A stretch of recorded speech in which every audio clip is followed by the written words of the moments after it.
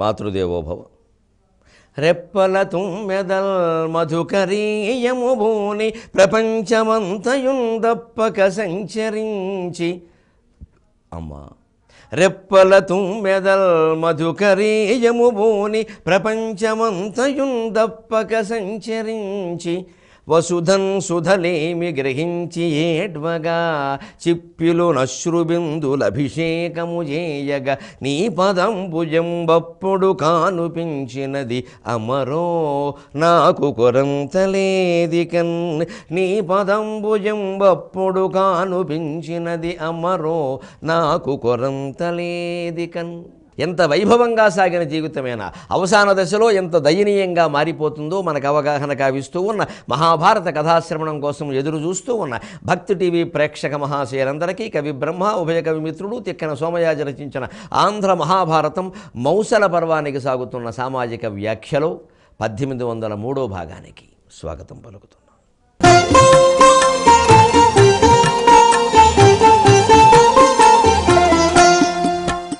ఏమిటనిట్టులయ్యనొక ఇమ్మహితాత్మకుడంచు ఉన్మిషద్ధామములైన అంగములతా కలయన్ బరికించి యోగి హృద్యామల పాద పద్మగతమైన విశేషము చూచి రుద్రతేజోమయుడైన సంయమి వచోగతిగాంచి సువిస్మితాత్ముడై. ఏం జరిగింది దీనికి? ఇంతటి మహానుభావుడు ప్రాణాలు విడిచిపెట్టడానికి తాత్కాలికమైన కారణమైన ఒకటి ఉంటుంది కదా, అదేమిటి అని ఉన్మిషద్ధామములైన అంగముల తా కలయన్ బరికి. బతుకున్నంతకాలం ఒక దివ్య తేజస్సు ఆ శరీరంలో ఉంది కాబట్టి ఆ అవయవాలు ఎప్పటికీ ఆ తేజస్సును వ్యక్తం చేస్తున్నాయట. భగవంతుడికి వాహనం కాగలిగితే ఆ శరీరానికి అంత యోగ్యత ఉంటుంది. ఆ కృష్ణుని శరీరం భగవంతుడు కాదు. అందుకే కృష్ణుడు అనగానే నెమలిపించము వేణువు ఇవి చూపించకూడదు. కృష్ణుడు ఆత్మస్వరూపం. కృష్ణస్పృహ, కృష్ణ భక్తి అంటే ఆత్మభక్తి, ఆత్మస్పృహ, ఆత్మానందం. అందుకని కృష్ణ విగ్రహం ఆనందం కాదు. కృష్ణ విగ్రహం అయితే అక్కడ పడిపోయింది ఇప్పుడు ధూళిలో. ఆ శరీరానికి ఆ యోగ్యత ఎందుకు పట్టింది అంటే అది భగవంతుడిని వహించింది 125 ఏళ్ళు. భగవంతుడిని వహించాలంటే మన జీవితం ఎలా ఉండాలి? వినాయకుడిని చూస్తే అర్థమవుతుంది. ఇంత లావు శరీరం, తొడలు లావు, మెడలు లావు, పొట్ట లావు, చేతులు లావు, తొండము లావు, అన్నీ లావే. ఏనుగు తల, ఆయనకి వాహనం ఎలక. ఏమిటండి ఇది? అసలు ఎలక మీద ఎక్కడికైనా వెళ్ళగలడా? అందుకే మా కరుణశ్రీ గారు సరదాకి రాశారు, ఎలుక తేజీనెక్కి ఈ 7 లోకాలు పయనించి వచ్చేడి పందెగాడు అంటూ. 14 లోకాలు తిరుగుతాట, ఎలకే వాహనంట అని. ఎవరు పెడతారా అండి? ఆ భావనలో ఉండే తత్వం గమనిస్తే అప్పుడు వినాయక పూజ సాఫల్యం అవుతుంది. ఏమిటిది? ఆ వినాయకుడు, ఆ ఎలక పేరేమిటి ఉంటుంది? వ్రతకల్పంలో ఉంది, అనింద్యుడు. ఆ ఎలక పేరు అనింద్యుడు. అనింద్యక అంటే ఏమీ వంక పెట్టలేని జీవితాన్ని గడిపినవాడు. ఎవ్వరూ ఎటువంటి మత్స చూపించవలసిన పరిస్థితి రాకుండా నిష్కల్మషంగా మనం జీవితాన్ని గడిపితే మన శరీరం, మన జీవితం భగవంతుణ్ణి వహించడానికి సమర్థం అవుతుంది. అది ఉద్దేశం అక్కడ. అందుకని ఎలక ఏనుగు సమస్య కాదు. అక్కడ ఎలకనే తీసేసి అనింద్యుడు అనేది గుర్తుపెట్టుకోవాలి మనం. అనింద్యవాహనక, అనింద్యవాహనక.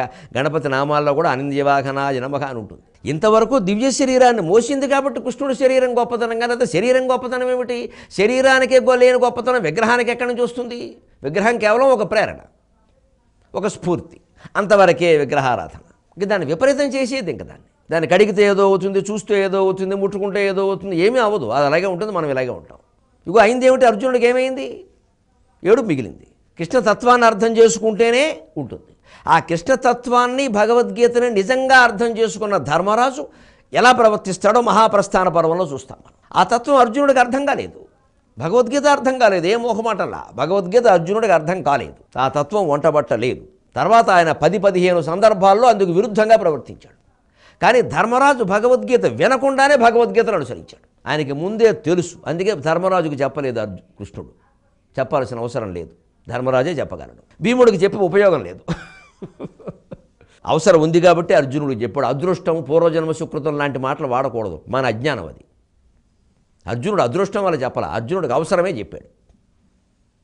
ఎంత అవసరమో అర్జునుడు తర్వాత జీవితంలో ఉన్న స్థితి చూస్తే తెలుస్తుంది. భగవద్గీత అర్థమైతే అభిమన్యుడు పోయినప్పుడు కానీ, ఇక్కడ శ్రీకృష్ణ మరణానికి కానీ ఇంత బాధపడ్డు. ఎందుకంటే తన కొడుకులు అందరూ అక్కడ కొట్టుకుని చనిపోయినా కృష్ణుడు అంత కన్నీళ్ళు పెట్టాలా, ఒక్క కన్నీటి చుక్క ఆయన కండ వెంట రాలేదు. మీరు భారతం చదువుకోండి, మంచిది. ఆయనకు అర్థమైందంటే భగవంతుడు కదా అంటారు. మరి ధర్మరాజుకి అర్థమైంది, చూస్తాం ఆయన పరిస్థితి. ధర్మరాజుకి అర్థమైంది, మిగిలిన పాండవులకు అర్థం కాల. ఇదే తేడా. మనలో కూడా ఒక దివ్య గ్రంథం భగవద్గీత, రామాయణమో, యోగ వాసిష్టమో చదివాను, దాన్ని అవగాహన చేసుకోవాలి. కానీ ఇక ఆ గ్రంథం గొప్పది, దానికి పసుపు పొట్టెట్టేద్దాం, దానికి ఆకులు వేసేద్దాం, పువ్వులు వేసేద్దాం, ఆ గ్రంథాన్ని పల్లకీలో పెట్టి ఊరేగించాం, ఎంత ఊరికి జాతరకు పనికొస్తాయి విషయాలండి. మనం ఓ గ్రంథం ఊరేగించి, వాళ్ళు ఓ గ్రంథం ఊరేగించి, 2 ఊరేగింపులు ఓ చోట కలుసుకుని ఇద్దరు కొట్టుకుని సరిపోతాయి. నెల్లూరు, దేవరకొండ కర్రలెట్టు కొట్టుకోవడం మిగులుతుంది, లేకపోతే తాడుకు బ్లేడ్లు గట్టి కొట్టుకోవడం, ఇవే మిగులుతాయి పిచ్చాచారాలు. భగవంతుడు అర్థం కాడు. భగవంతుడు అర్థమైన వాడు కర్రలెట్టు కొట్టుకోవడం, తాడుకు బ్లేడ్లు కొట్టుకోవడం, లేదా నోట్లో బొగ్గల్లో సూలాలు గుచ్చుకోవడం చెయ్యరండి. భగవతత్వం అర్థం కాని వాడు చేసే పనులు ఇవి. ఒళ్ళంతా ఎత్తుళ్ళు వచ్చేలా కొట్టుకునేవాళ్ళు కొంతమంది, ఇటు కర్రలు పెట్టి విపరీతంగా విగ్రహాల కోసం కొట్టుకునేవాళ్ళు మా ఆచారం అండి అనేవాళ్ళు కొంతమంది, ఎవరికో ఆరోగ్యం బాగుండడం కోసం నోట్లో సూలాలు గుచ్చుకుని దేవుడికి మొక్కు తీర్చుకునే వాళ్ళు కొంతమంది. ఈ దేశానికి నమస్కారం, ఈ నమ్మకాలకు నమస్కారం. దేవుడు సంతోషించే విషయమా? కనీసం ఎవరి కోసం మనం చేస్తున్నామో వాడు సంతోషించే విషయమా? ఈ అజ్ఞానపాచారాలన్నీ ఉంటాయి, ఇవన్నీ పెద్ద మతాల కింద ప్రచారం అవుతూ ఉంటాయి. వీటిని విమర్శిస్తే నాస్తికుడు అనుకోవచ్చు, ఏది సత్యమో అది చెబుతారు. సత్యం ఏమిటంటే శరీరాన్ని, విగ్రహాన్ని పూజిస్తూ కూర్చున్నంతకాలం, ప్రేమిస్తూ కూర్చున్నంతకాలం మనకి భగవతత్వం అర్థం కాదు, భగవంతుల శరీరం సహా. అది కూడా అందుకే దానికి ఎందుకు అస్థితి వచ్చిందో చూడండి, స్పష్టంగా చెబుతున్నారు తిక్కన గారి పద్యంలో. అర్జునుడు చెప్పిస్తున్నారు, మూల భారతంలో ఉన్నది. ఏమిటనిట్టులయ్యనొకో ఇమ్మహితాత్మకుడు, ఇంత గొప్పవాడికి ఇలా జరిగింది ఏమిటి, అసలు ఎందుకు చనిపోయాడు ఈయన? తపస్సు చేస్తూ చనిపోయినట్టుగా లేదే శరీరం స్థితి, ధూళిలో కొట్టుకుపోతుంది ఇక్కడ. అలా ఉంటే ఇలా ఉండదే. ఒక యోగ విదురుడు ఎలా పోయాడో తెలుసునుగా, వాడు చూశారుగా, అలా పోయేవాడే. ఇలా ఎందుకు జరిగింది? నేల మీద పడిపోయింది, ధూళి పేరుకున్నాయి, ఇదేమిటి ఇలా ఉంది అని ఉన్మిషధ్వామములైన అంగములతా కలయన్ బరికించి, అప్పటికి కూడా ఎంతో కొంత దివ్య తేజస్సును వ్యక్తం చేస్తున్నటువంటి ఆ శరీర అవయవాల్ని పరిశీలనగా చూస్తే యోగి హృద్యామల పాద పద్మగతమైన విశేషము జోచి. యోగులందరూ నిరంతరం హృదయంలో ఏ పాదపద్మాల్ని ధ్యానిస్తూ ఉంటాడో ఆ పాదపద్మాల్లో ఆ కుడివైపు పాదపద్మం దగ్గరికి వచ్చేసరికి అర్జునుడు చూపు ఆగిపోయి బావా అన్నాడు ఒక్కసారి. అక్కడ బాణం కనపడింది. అది విశేషం. నీకు కూడా బాణమా? 18 రోజులు ఎన్ని ఆయుధాలు తట్టుకున్నావయ్యా, అసలు నా మీదకి ఆయుధాలు రాకుండా నువ్వే కాపాడావు కదయ్యా. అటువంటిది ఎవరో వేసిన ఒక బాణం నిన్ను చంపడమా? ఏమిటిది? నీ సంకల్పం లేకుండా ఇది జరుగుతుందో నువ్వెందుకు సంకల్పించావు? సంకల్పించిన వాడు అయితే నాకెందుకు చెప్పావు అందరినీ తీసుకెళ్ళమని? ఏమిటిది? ఏమి జగన్నాటకం ఇది? నువ్వు నన్ను మాయ చేసావా, లోకాన్ని మాయ చేసావా, నిన్ను నువ్వే మాయ చేసుకున్నావా? ఏమిటయ్యా ఇది? తచ్చుష్ట్వా తదేవానుప్రావిశతు ఏకోహం బహుశ్యాం ప్రజాయేయేతి అని వేదంలో చెప్పినట్టుగా సంకల్పించి నువ్వే అనేకంగా మారి ఆడుతున్న నాటకమా ఇది? మరి మేమెందుకు ఇక్కడ కన్నీళ్లు కార్చడం అని అర్జునుడు అంటున్నాడు. చెప్పండి, భగవద్గీత అర్థమైందా? అర్జునుడికి అర్థం కాల. ధర్మరాజుకి పక్కాగా టీకా తాత్పర్యాలతో అర్థమైంది నేను నిరూపిస్తాను. మహాప్రస్థాన పర్వం. వేదాంతం అర్థం చేసుకోవడానికి కావలసింది అవగాహన శక్తి, నిష్కల్మష దృష్టి, గుడ్డి నమ్మకాలకి వ్యతిరేకంగా ఉండగలిగే శాస్త్రీయ విజ్ఞాన చైతన్యం. అప్పుడు వేదాంతం అర్థమవుతుంది. శంకరాచార్యను చదివిన వారికి, వివేకానందుడు చదివిన వారికి, జిడ్డు కృష్ణమూర్తి గారిని చదివిన వారికి వేదాంతం అర్థమవుతుందండి. వారి వేదాంతం నిజంగా అర్థం కావాలంటే ఆ ముగ్గురిని చదవాలి. అందుకని యోగి హృద్యామల పాద పద్మగతమైన విశేషము చూసి అప్పుడు కూడా పోనీ వేస్తే వేశాడు. పాదంలో వేయడం ఏంటి? పాదాల మీద ఎవరన్నా బాణాలు వేస్తారా? ఈ గురుభక్తి ఉన్నవాడు గురువు గారికి నమస్కారం చేయడానికి బాణం వేస్తారు, పాదాల దగ్గర వేస్తారు, పాదం గుచ్చుకుని వెళ్ళ వేయరే. అక్కడెందుకు గుచ్చుకుంది బాణం? అక్కడెందుకు ప్రాణాంతకమైంది దీనికి? అయ్యయ్యో రుద్రతేజో అమయుడైన సంయమి వచోగతిగాంచి. దుర్వాసుడు గురించి ఒక్కసారి కృష్ణుడు నాతో అన్నాడు. నేను దుర్వాసుడు మా ఇంటికి వచ్చినప్పుడు అన్ని సపర్యలు చేసి ఆయన పాయసం పుయ్యమంటే ఎందుకు పుయ్యమన్నాడో, మహర్షుల సంకల్పాలు ఎలా ఉంటాయో మనకి తెలియదని అటువంటి మహానుభావుడు కోరిందల్లా చేయాలన్న ఉద్దేశంతోనే చేశానయ్యా. అరికాలలో పుయ్యడం మర్చిపోయానయ్యా. అందుకని ఆయన ఒక్క నవ్వు నవ్వుతూ, కృష్ణ నీ కోసం ఒక్క అవయవం మిగుల్చుకున్నావా? నిన్ను ఈ లోకం నుంచి వెళ్లకుండా ఇక్కడే కట్టేద్దాం, నీ జగన్మోహన దివ్యమంగళ స్వరూపం ఎప్పుడూ నాకు కనిపిస్తూ ఉండాలని తాపత్రయపడి నీ చేత నేను ఈ పాయసం పూయించుకున్నానయ్యా. నీ గ్రహస్థితి ఏమిటో నా గ్రహస్థితి ఏమిటో కానీ అరికాలికి పుయ్యడం మర్చిపోయావా? అరికాలు నీ ప్రాణం మీదకి తెచ్చి పెడుతుందయ్యా అని దుర్వాసుడు నాతో అన్నాడు అని కృష్ణుడు నాతో అన్నాడు. అయ్య బాబోయ్, ఎంత చిన్నది, ఎంత పెద్దది అయిపోతుంది కాని కాలం వచ్చేసరికి. సూదిలో దారం కూడా గడ్డపారైపోతుందా? కాని రోజులు వస్తే సూదులు బాదులైపోతాయా? జ్వరం కూడా క్యాన్సర్ కింద పరిణమిస్తుందా కాని రోజులు వచ్చేసరికి? రుద్రతేజోమయుడు ఎందుకు పరిణమించదు? శివతేజస్సంభవుడు రుద్రవాసుడు. ఆయన అన్నమాట ఎందుకు వృధా అవుతుంది? సువిస్మితాత్ముడు ఆశ్చర్యపడి చేయగలిగింది ఏం లేదు కదా, కర్తవ్యం తప్ప అంత్యక్రియలు చేయాలి కదా, ఏమిటి నా గ్రహస్థితి? వసుదేవుడికి నేను చేయడమా, కృష్ణుడికి నేను చేయడమా? ఎంతమంది కుమారులు? 80 మంది కుమారులుండి 16,000 మంది భార్యలుండి 8 మంది పట్టమహిషుల స్థితిలో ఉండి నేను కర్మకాండ చేయడమా? వాళ్ళెవరూ ఇక్కడ లేరా? అసలు ఏమిటి మానవ జీవితం? ఎంత వైభవాత్మకమైన జీవితానికైనా ఎంత దయనీయ స్థితి వస్తుంది. వసుదేవుడికి నేను కర్మకాండ చేయడం ఏమిటి? కృష్ణుడికి నేను, ఇక బలరాముడు ఎక్కడున్నాడో ఆయన పరిస్థితి ఏమిటి? ఆయనకి నేనేనా? ఏమిటి బంధుత్వం? మేనత్త కొడుక్కి మేనమామ కొడుకు కర్మకాండ చేయడం ఏమిటి? ఏమిటి కర్మ అని ఇంతకీ ఏం చెయ్యాలి? ఈ శరీరాన్ని అక్కడికి తీసుకెళ్ళాలా? ద్వారకకి. వాళ్ళని ఎక్కడికి తీసుకురావాలా? ఏమైనా చేయగలమా అని ఒక్కసారి ఆలోచించాడు. ఒక్కసారి ఆలోచిస్తే బ్రాహ్మణులతో ఆలోచించాడు, కూడా వచ్చిన వాళ్ళతో ఆలోచించాడు. అందరూ ఒక్క మాట చెప్పారు, అర్జున అక్కడ సభ తీర్చునువు సుధర్మ అనే సభామంటపంలో ఏం మాట్లాడావో ఒక్కసారి గుర్తు చేసుకో. నేటికి 7వ దినమున అన్నావు.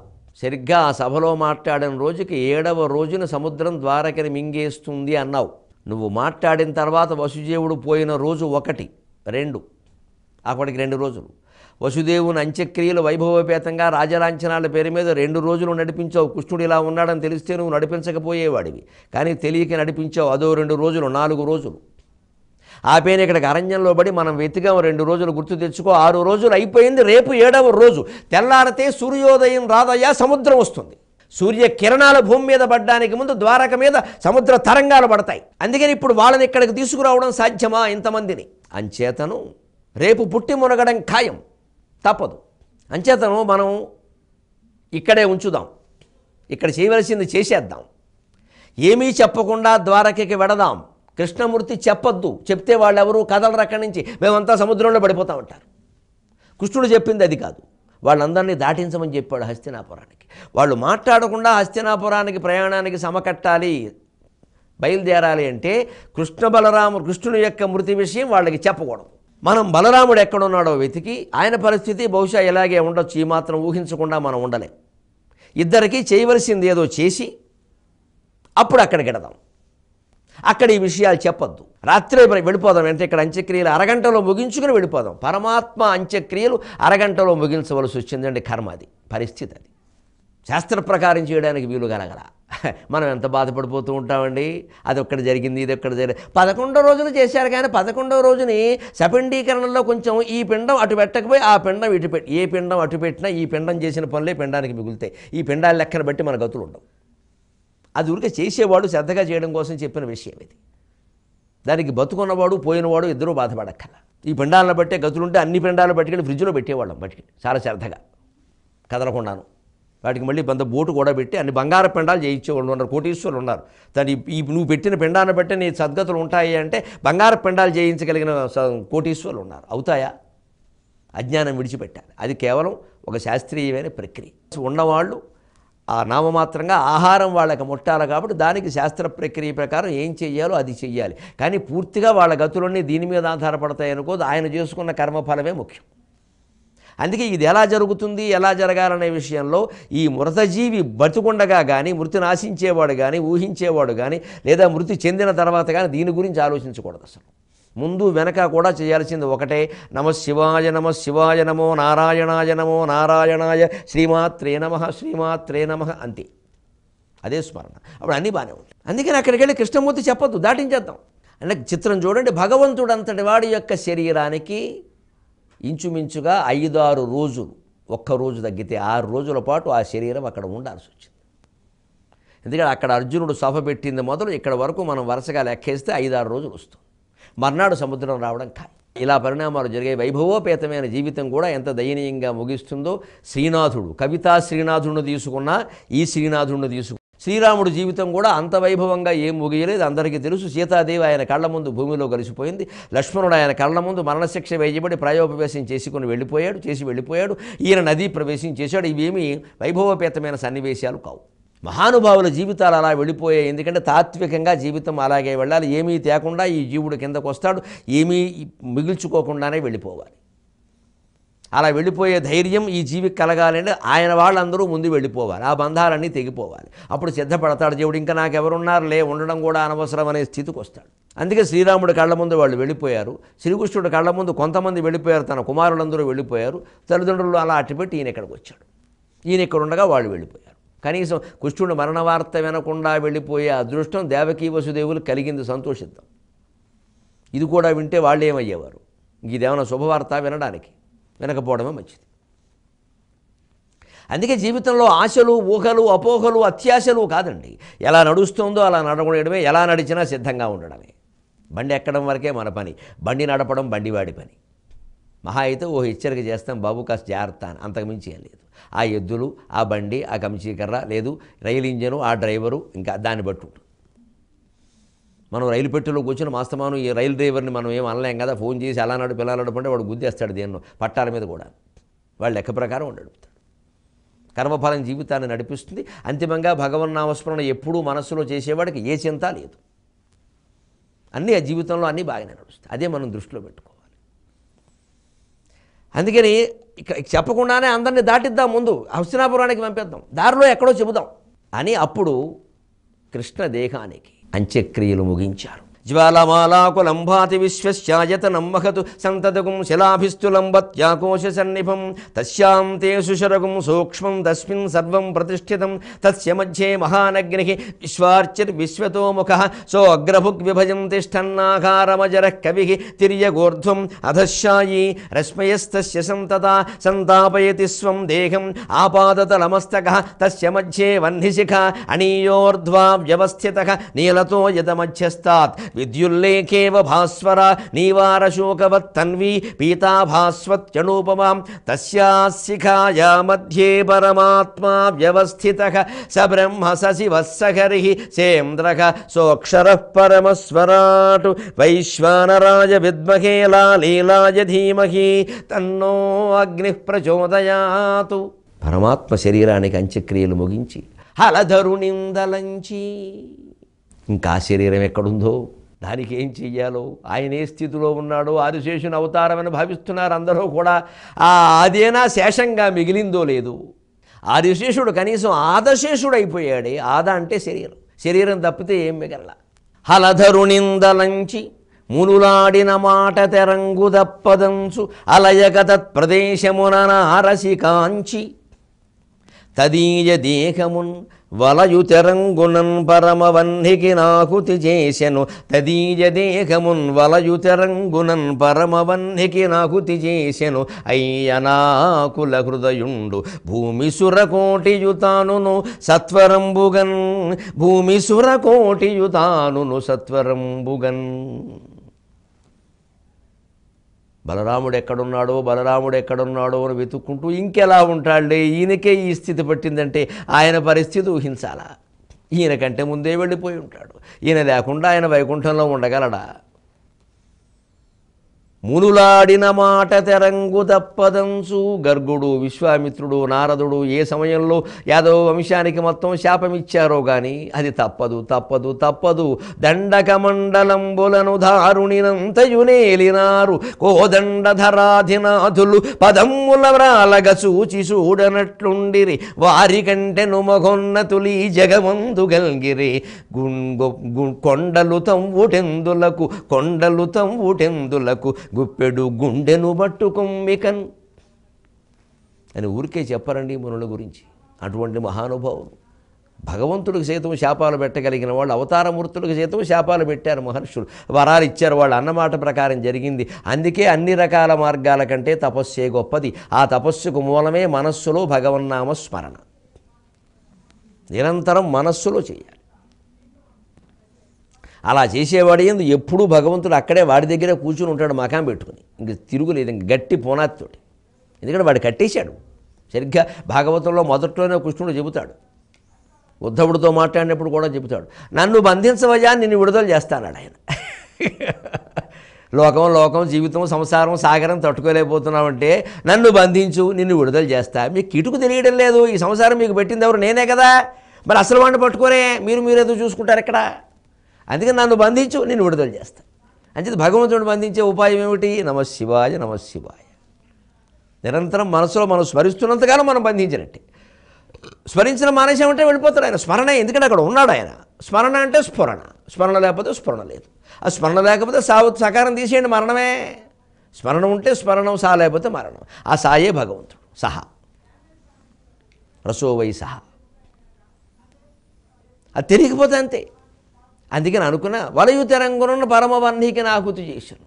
సరే, ఆయన దేహాన్ని కూడా ఎలా చెయ్యాలో అలాగా పరమవన్ని, ఒట్టివన్నీ అనకుండా పవిత్రమైనటువంటి అగ్ని కల్పించి దానికి ఆహుతి చేశాను. అయ్యనాకుల హృదయుండు భూమిశర కోటియుదానుడు సత్వరంపుగా.